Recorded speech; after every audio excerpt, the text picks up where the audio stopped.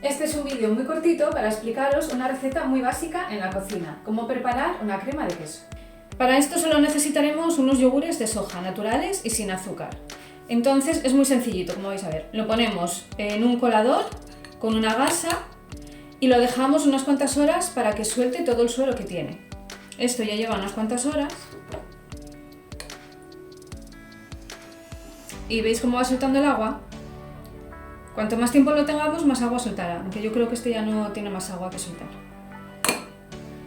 Entonces esto ya es un yogur muy espesito que nos va a servir perfectamente para un montón de recetas. Ahora simplemente lo volcamos en un cuenco, yo lo suelo hacer así.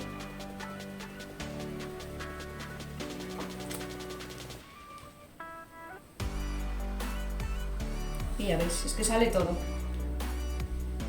Esto ahora mismo tiene una densidad súper cremosa que bien podría servir como un yogur de estilo griego o utilizarlo con aliños o los complementos que queramos. Y ya veis qué fácil.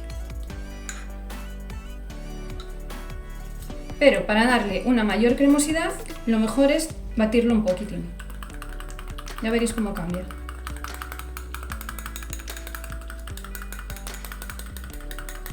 Más fina, más suave e incluso más gordita. Y esto queda fenomenal con frutas, con cosas saladas, con cosas dulces, riquísimo.